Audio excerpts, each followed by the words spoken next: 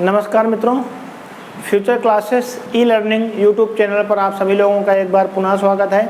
मैं विकास मिश्रा। जैसे कि अभी हम लोग जो पढ़ रहे थे वो पहला चैप्टर हम लोग जो कवर कर रहे थे, शिक्षा व मनोविज्ञान पढ़ रहे थे। और शिक्षा व मनोविज्ञान के अंतर्गत जो हमने पहला पार्ट पढ़ा था ये उसी का सेकंड पार्ट है। और मैं आप लोगों को बताना चाहूँगा कि आप अगर वीडियो को देख रहे हैं तो वीडियो को देखते समय आपको पार्ट का ध्यान जरूर रखना है कि फर्स्ट पार्ट है या सेकंड पार्ट है या थर्ड पार्ट है, इसी का ये फोर्थ पार्ट है। तो ये जो आपके सामने पार्ट है या शिक्षा मनोविज्ञान का पहले चैप्टर का इसका सेकंड पार्ट है जो आपको मिल रहा है। शिक्षा क्या है उसके बारे में हमने जाना, इसके साथ साथ ही शिक्षा का संकुचित अर्थ क्या होता है और शिक्षा का व्यापक अर्थ क्या होता है हमने वो भी देखा था पहले वीडियो में। अब यह शिक्षा का वास्तविक अर्थ क्या होता है, इस वास्तविक अर्थ के बारे में जानेंगे कि शिक्षा का जो वास्तविक अर्थ होता है वो वास्तविक अर्थ आपका क्या निकल कर आता है। तो शिक्षा का जो वास्तविक अर्थ है आइए उसके बारे में बात करते हैं। शिक्षा का जो वास्तविक यानी वास्तविक अर्थ से मतलब यहाँ पर है कि वास्तविक जीवन से है, यानी शिक्षा का जो अर्थ है वो वास्तविक जीवन से क्या है इसके बारे में बात करना चाहेंगे कि शिक्षा एक ऐसी प्रक्रिया है जिसके द्वारा बालक की जन्मजात शक्तियों का विकास स्वाभाविक रूप में होता है। परिणाम स्वरूप उसके व्यक्तित्व को संपूर्णता प्राप्त होती है और वह सामाजिक व भौतिक व आध्यात्मिक पर्यावरण के साथ अच्छी प्रकार से क्या कर पाता है, समायोजन कर पाता है। परिभाषा के रूप में आप इसको व्यक्त कर सकते हो। जैसे क्या लिखी है कि शिक्षा एक ऐसी प्रक्रिया है, यानी पहली लाइन की बात अगर मैं कर रहा हूँ कि शिक्षा एक ऐसी प्रक्रिया है। प्रक्रिया का मतलब क्या है कि एक प्रकार से जो जीवन यापन करने में आपकी सहायता करता है। तो शिक्षा एक ऐसी प्रक्रिया है जिसके द्वारा बालक की जन्मजात शक्तियों का विकास स्वाभाविक रूप में होता है, यानी जिसके द्वारा बालक की जन्मजात शक्तियों का विकास किसमें होता है, स्वाभाविक रूप में होता है। तो सीधे सीधे मेरे कहने का मतलब ये है कि शिक्षा एक ऐसी प्रक्रिया होती है कि जिसके द्वारा बालक की जन्मजात शक्तियों का विकास जो होता है वो कैसे होता है, स्वाभाविक रूप में होता है।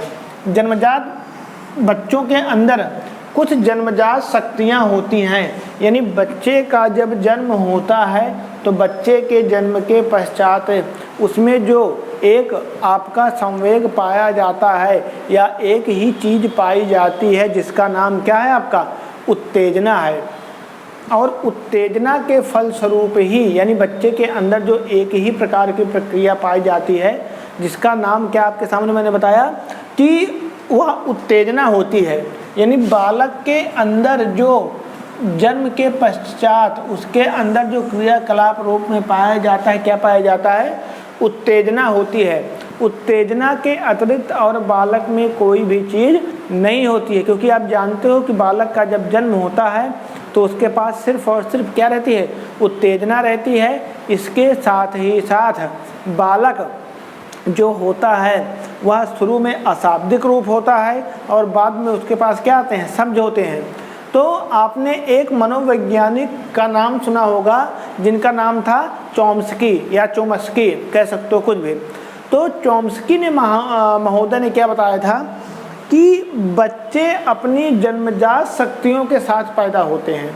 यानी चॉम्स्की महोदय का कहना था कि बच्चे अपनी जन्मजात शक्तियों के साथ पैदा होते हैं और जन्मजात शक्तियों के पैदा होने के पश्चात ही जब वह वातावरण से अंतःक्रिया करते हैं तो अंतःक्रिया करने के पश्चात ही वह वातावरण में रहकर उसके बारे में सीखते हैं और उसके बारे में अच्छे से जानते हैं। तो वही बात की गई है कि जिसके द्वारा बालक की जन्मजात शक्तियों का विकास स्वाभाविक रूप में होता है। तो किसके द्वारा होता है, शिक्षा के द्वारा ही होता है।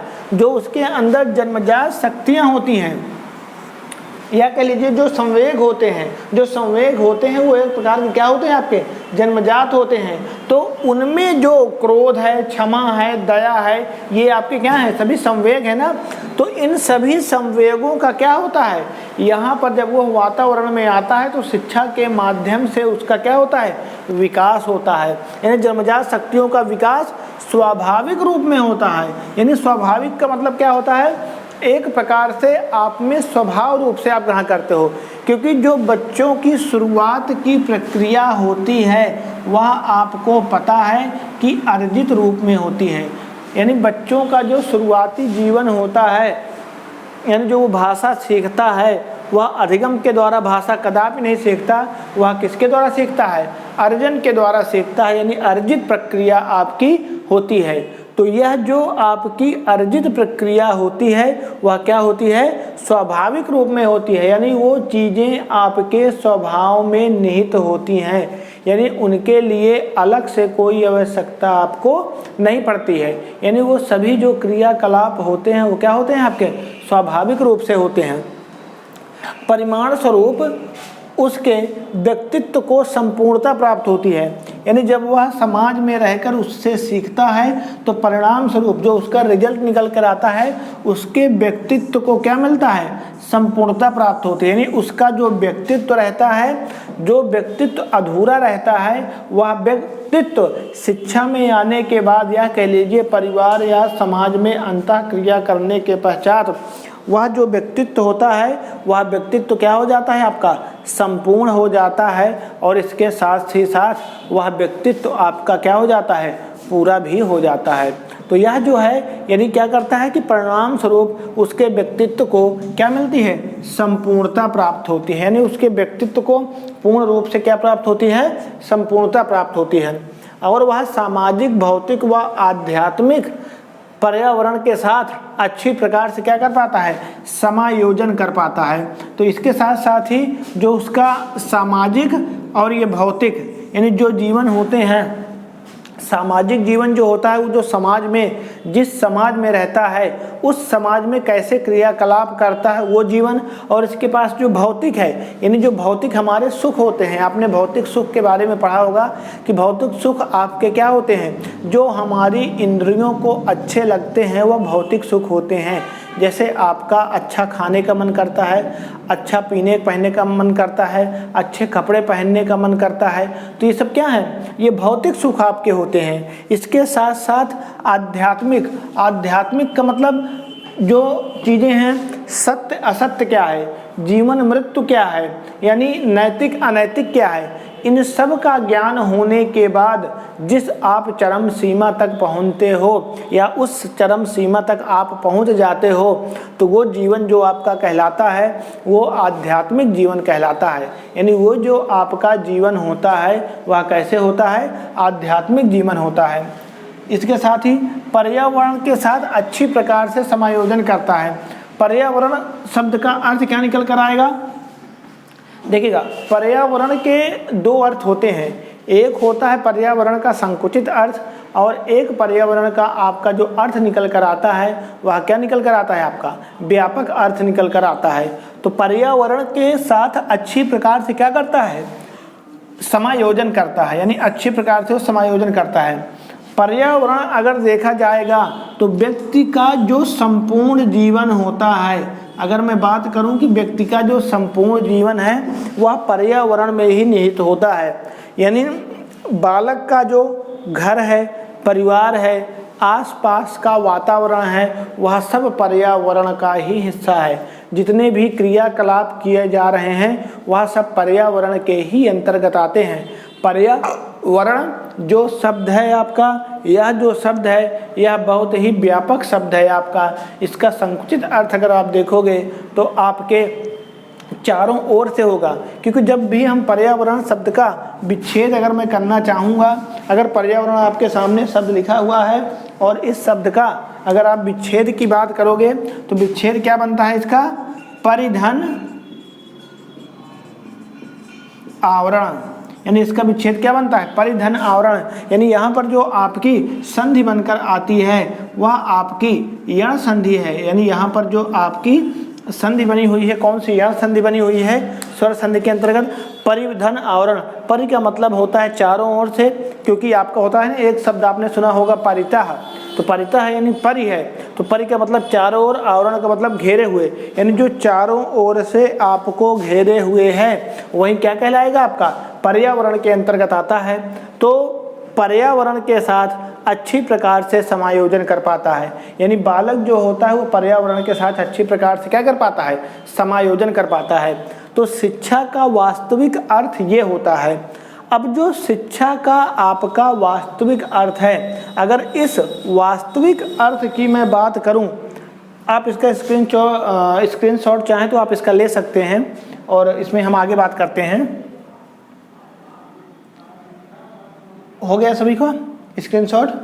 चलिएगा देखिएगा, इसी को अगर मैं आगे बात अगर मैं करूं आपका, तो वास्तविक अर्थ में ही, यानी जो शिक्षा का आपका वास्तविक अर्थ होता है, इसी अर्थ की प्रक्रिया को और आगे बढ़ाते हुए मैं अगर बात करता हूं, तो शिक्षा का जो वास्तविक अर्थ होता है, तो वास्तविक अर्थ में आपने जो पहली क्लास में पढ़ा था कि एक आपने पढ़ा था शिक्षा का संकुचित अर्थ, एक आपने पढ़ा था शिक्षा का व्यापक अर्थ। तो उसी अर्थ को हम थोड़ा सा फिर से यहाँ देखते हैं कि शिक्षा के वास्तविक अर्थ में जो शिक्षा का आपका शिक्षा का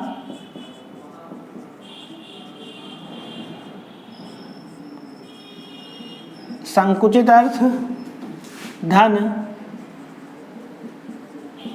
शिक्षा का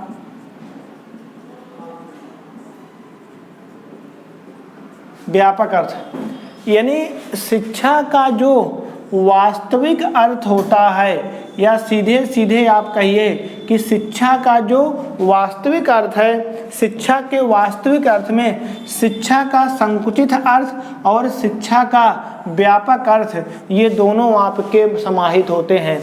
यानी शिक्षा का जो वास्तविक अर्थ है, तो शिक्षा के वास्तविक अर्थ में शिक्षा का संकुचित अर्थ और शिक्षा का व्यापक अर्थ, ये दोनों अर्थ आपके क्या होते हैं, समाहित होते हैं। यानी ये दोनों अर्थ इसी के अंदर आपके क्या होते हैं, पूर्ण रूप से ना सही लेकिन आंशिक रूप से क्या होते हैं, समाहित होते हैं। शिक्षा का जो संकुचित अर्थ होता है, संकुचित अर्थ जो होता है शिक्षा का, वो किसी आपको एक क्षेत्र की ओर लेके चलती है। अगर मैं आपको बात कहूँ कि संकुचित अर्थ में, तो शिक्षा का किसी क्या है कि एक क्षेत्र का विकास करती है, यानी एक क्षेत्र का क्या होती है, विकास करती है, और ये रूढ़िवाद को बढ़ावा देती है। क्या करती है, रूढ़िवाद को क्या करती है, बढ़ावा देती है। और इसके साथ साथ जो आपका संकुचित अर्थ होता है, यह जो शिक्षा है यह आपकी औपचारिक होती है। यह शिक्षा आपकी क्या होती है, औपचारिक होती है। पहले वीडियो में आपने ये चीज़ देखी होगी। इसी के साथ साथ शिक्षा का जो व्यापक अर्थ होता है, व्यापक अर्थ में जो आपकी शिक्षा होती है वह आपकी क्या होती है, अनौपचारिक होती है। यानी शिक्षा जो आपकी व्यापक अर्थ में है वो अनौपचारिक होती है। अनौपचारिक होने के साथ साथ इसका जो दूसरा पायदान होता है यह रूढ़िवाद नहीं होती है, यह यानी रूढ़िवाद से संबंधित नहीं होती है। यह एक प्रकार से कहिए यह संपूर्ण जीवन की ओर आपको लेके जाती है। किसकी ओर लेके जाती है, संपूर्ण जीवन की ओर लेके जाती है। और आपकी क्या होती है, अनौपचारिक होती है। मतलब यह शिक्षा जो व्यवस्था आपकी होती है यह पूर्ण रूप से स्वतंत्र होती है। और यह स्वतंत्र आपकी कह सकते हो, यह आपकी जो स्वतंत्र है यह नहीं होती है। यानी यह शिक्षा जो होती है वह स्वतंत्र नहीं होती है। तो इन दोनों शिक्षा की व्यवस्था के बारे में आपने देखा कि मैंने बताया था कि एक शिक्षा का आपका संकुचित अर्थ होता है और एक शिक्षा का आपका क्या होता है, व्यापक अर्थ होता है। इसका स्क्रीनशॉट लेना चाहो तो इसको भी आप ले सकते हो।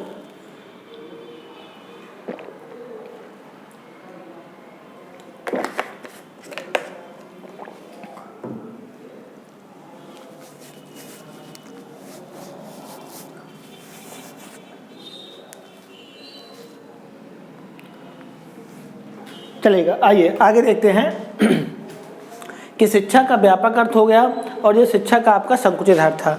अब शिक्षा का जो वास्तविक अर्थ है, तो वास्तविक अर्थ में आपके सामने क्या क्या चीज़ें निकल कर आई हैं और क्या क्या चीज़ें आपकी निकल कर नहीं आई हैं। आइए इनके बारे में देख लेते हैं कि शिक्षा का जो वास्तविक अर्थ आपके सामने प्रस्तुत किया गया है, यह शिक्षा का वास्तविक अर्थ क्या क्या है और क्या क्या चीज़ें इसमें शामिल नहीं है। पहला देखिएगा, शिक्षा जो है यह एक क्या है, आपकी सामाजिक प्रक्रिया है। यानी शिक्षा जो है यह एक क्या है, सामाजिक प्रक्रिया है। यानी यहाँ पर अगर मैं बात करूँगा तो शिक्षा एक क्या है, सामाजिक प्रक्रिया है। सामाजिक प्रक्रिया का मतलब क्या होता है, आप देखिएगा, एक एक चीज़ को समझिएगा।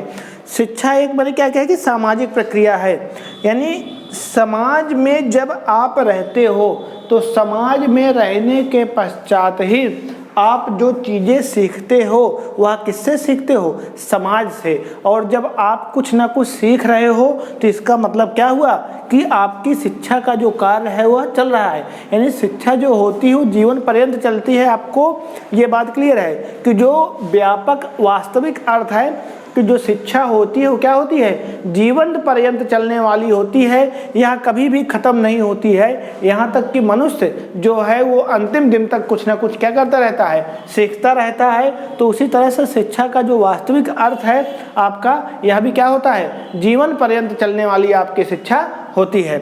इसके साथ साथ ही इसका अगर सामाजिक प्रक्रिया है, यानी शिक्षा एक जो प्रक्रिया है, यह प्रक्रिया कैसी है, सामाजिक प्रक्रिया है आपकी। यानी शिक्षा जो है प्रक्रिया कैसी है, सामाजिक प्रक्रिया है। यानी समाज में रहकर ही आप सारे क्रियाकलाप को संपादित करते हो। तो इसीलिए व्यापक वास्तविक अर्थ में देखा जाएगा तो शिक्षा एक क्या है, सामाजिक प्रक्रिया है। दूसरा है क्या है कि शिक्षा जो होती है वो त्रिमुखी होती है।